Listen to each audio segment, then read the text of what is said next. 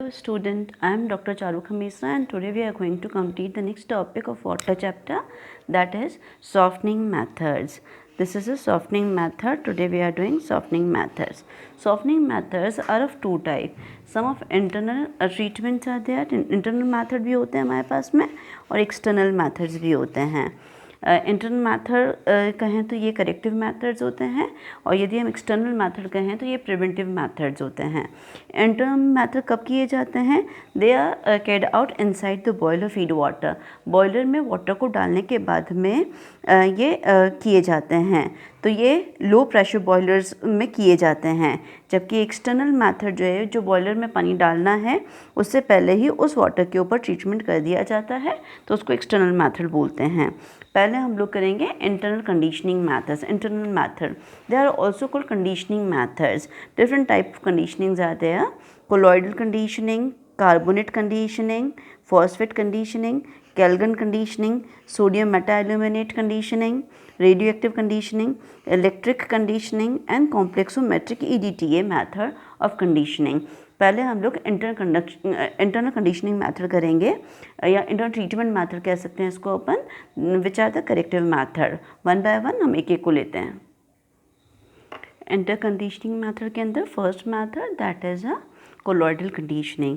Colloidal conditioning के अंदर क्या करते हैं?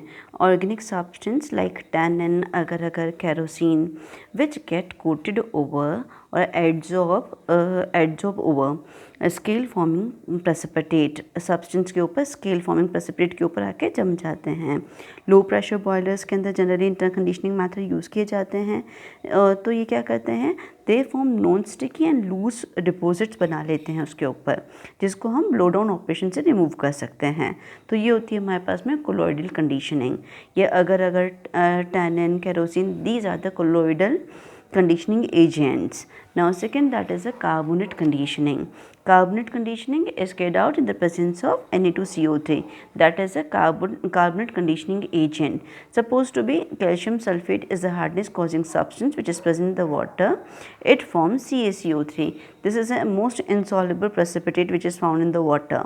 ये अपने पास में नॉन स्टिकी इनसॉल्युबल PPT बना लेता है, जिसको हम ब्लो डाउन ऑपरेशन से निकाल लेते हैं. इसकी वजह से पानी में से हार्डनेस निकल जाती है.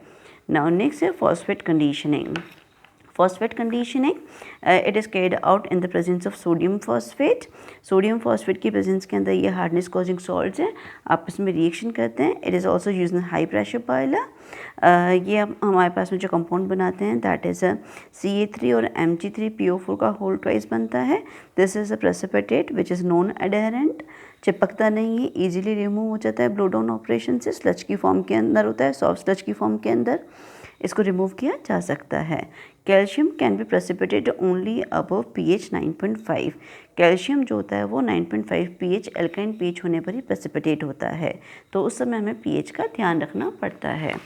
फॉस्फेट जो हैं वो अलग अलग, phosphate maintain the required pH as. अब अलग अलग pH कैसे मेंटेन करेगा फॉस्फेट? तो इसके लिए ये हम NaH2PO4 लेंगे एसिडिक मीडियम के लिए, Na2HPO4 लेंगे वीकली एल्कलाइन मीडियम के लिए, और हाईली एल्कलाइन मीडियम के लिए हमें Na3PO4 लेना पड़ेगा which is basic in nature.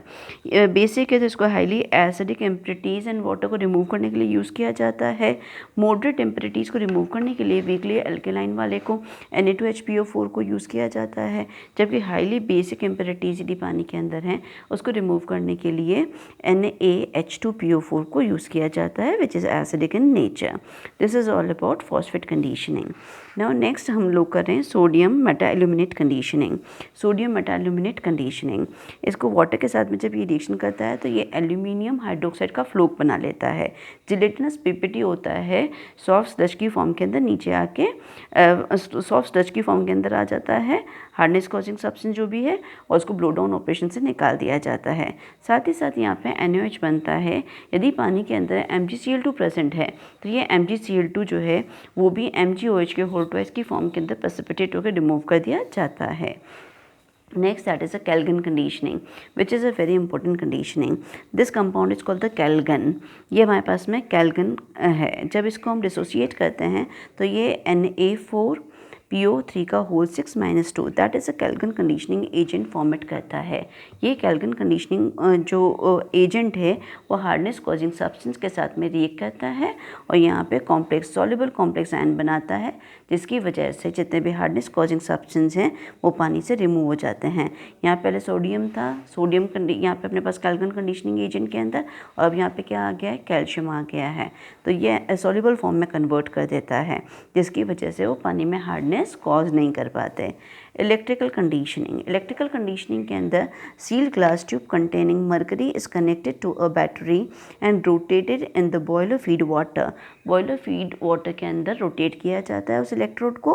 When water boils bulb emit, जब पानी बॉयल होने लगता है तो बल्ब जो उसके अंदर जो हमारे पास में ये glass sealed glass containing mercury is connected to the battery, जो रोड होती है जिसके अंदर हमारे पास में ये मरकरी भरा हुआ है, तो ऐसी कंडीशन के अंदर जब इसको गर्म किया जाता है रोड को डाल के, तो जो बल्ब इसके अंदर लगा रहता है जिसके अंदर मरकरी भरी है, वहाँ पे हमारे पास में इलेक्ट्रिक डिस्चार्ज निकलने लगते हैं, इमिट होने लगते हैं, विच प्रिवेंट, जो कि स्केल फॉर्मेशन को प्रिवेंट करते हैं। और स्केल जो बन भी जाए तो उसको स्टिक टुगेदर नहीं होने देते, आपस में चिपकने नहीं देते, जिसकी वजह से उसको रिमूव करना आसान होता है। Next, radioactive conditioning. Radioactive conditioning, generally we are using tablets which containing radioactive material और salt होते हैं जिसके अंदर, उसको यूज़ किया जाता है और वो क्या कहते हैं अपने अंदर से रेडिएशंस इमिट करते रहते हैं, जिसकी वजह से स्केल फॉर्मेशन को प्रिवेंट किया जा सकता है। EDT और complexometric method which we already completed, पूरा का पूरा हमने इसका पूरा मेथड पढ़ा था कि EDTA जो है, EDTA binds the scale forming cations calcium और मैग्नीशियम आयन के साथ कंबाइन होके 1:1 रेशियो के अंदर सॉल्युबल कॉम्प्लेक्स बनाता है, जिसको हम लोग रिमूव कर देते हैं। एंड ये पूरे चिलेटिंग बना के हेक्साडेंटेट और टेट्राडेंटेट चिलेटिंग बना के जो हार्डनेस कॉजिंग मेटल आयंस होते हैं उनको रिमूव कर देता है। This is all about internal conditioning agent. Now हम इसको पूरे टॉपिक को ख़त्म करें उससे पहले हमें एक बार वापस रिकॉल कर लेते हैं। सॉफ्टनिंग मेथड्स पढ़ रहे थे। सॉफ्टनिंग मेथड क्या होता है? Softening method, it is the process of removing और reducing hardness causing salt from the water. पानी से जितने भी हार्डनेस कॉजिंग सॉल्ट होते हैं उनको रिमूव करना है, उनको रिड्यूस करना सॉफ्टनिंग ऑफ वाटर कहलाता है। इसमें दो मेथड्स हैं, internal method, external method. Internal method and external method. External internal method में क्या डिफरेंस है? एक्सटर्नल मेथड जो होता है वो बॉयलर के अंदर पानी डालने से पहले ही उस पानी को सॉफ्ट कर दिया जाता है, तो उसको बोलते हैं एक्सटर्नल मेथड। इंटरनल मेथड की एक्सटर्नल मेथड अप्लाई करने के बाद में भी इफ़ सम ऑफ कुछ हार्डनेस कॉजिंग सॉल्ट रह गए हैं तो हम बॉयलर के अंदर भी कुछ मेथड अप्लाई करते हैं हार्डनेस को कम करने के लिए। These are called, boiler feed water के अंदर किया जाता है तो उसको बोलते हैं internal method. External method preventive method है, जबकि इंटरनल मेथड जो है वो एक करेक्टिव मेथड है। एक्सटर्नल मेथड जो है वो हाई प्रेशर बॉयलर्स में यूज़ किया जाता है जनरली, और internal method generally low pressure boilers के अंदर यूज़ किया जाता है। इसके आगे हम लोग external method, internal method is over.